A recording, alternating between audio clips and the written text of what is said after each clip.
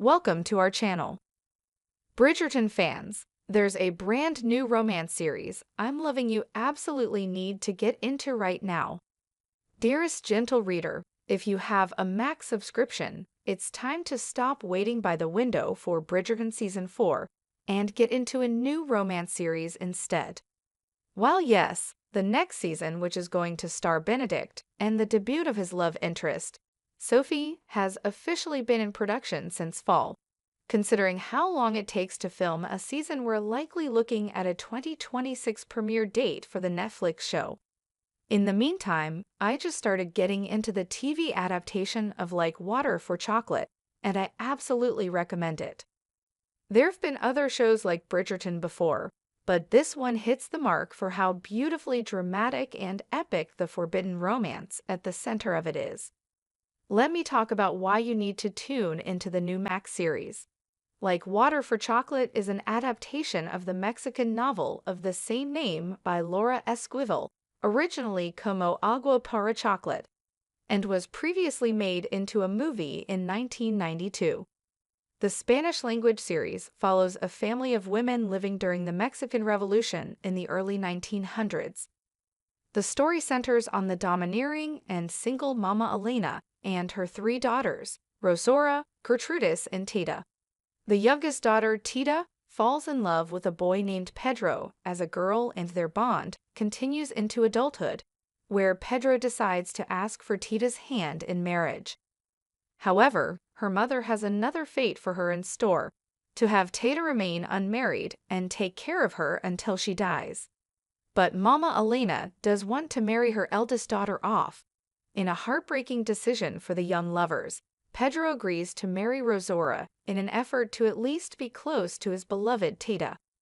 This is the crux of the incredible drama that starts to unfold in the first episode of Like Water for Chocolate, which is already streaming on Max. It's only the beginning of a truly juicy story that Esquivel cooked up in her novel and has led it to be so highly regarded for the past 35 years. As you can ascertain from the plotline, it's by no means a carbon copy of Bridgerton. It's totally its own thing. However, like Bridgerton, it takes place in a time when getting married was seen as a business agreement rather than a confession of love, and for some reason it's always entertaining to me to see how that tension affected young people at that time. The plotline reminds me a tad of my favorite Bridgerton couple from Season 2, Kate and Anthony. Their romance first started when he proposed to her sister Edwina, even though, as it turned out, he longed for Kate. As someone who has a sister myself, there's something just biting about the idea of someone I love being snatched up by my sibling when I have my own feelings about them. And Like Water for Chocolate handles the deep emotions Tita is dealing with so well. Not only does Tita have to watch her lover marry her sister, she is basically being doomed to never find love again, and I'm so invested in how everything will play out in the week-to-week show, which only adds to the tension and yearning filling this show. The series was produced by Salma Hayek, who had a funny text exchange moment with her leading cast when they got the roles, which Cinema Blend learned when speaking to the show's Tita and Gertrudis, Azul Gaeta, and Andrea Chaparro. They also told us that they were asked to watch the 2005 Pride and Prejudice because it informed the tone the series was going for. Gueda said she watched the Keira Knightley movie for the first time for her role of Tita and found it to be like magic.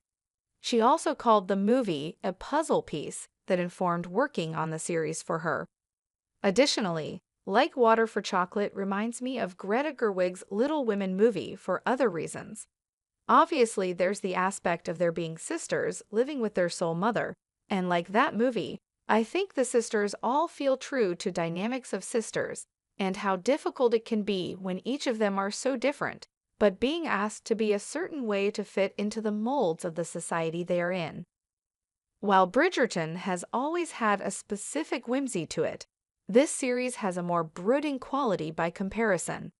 Still, I think Bridgerton fans will love dipping into the story's inherent magical realism, which is a huge part of the novel as well. Amidst Tita dealing with her pain, She spends a lot of time doing what she loves, which is cooking and baking. The novel is famous for having a Mexican recipe with each chapter that correlates with what the protagonist is dealing with, and each episode of Like Water for Chocolate adapts some of these recipes into the TV show in an incredibly mouth-watering way. But there's a twist. Not only does Tita know how to bake a beautiful dish, whatever feelings she has when she makes her recipe affects all those who eat it. As you can imagine, as Tita deal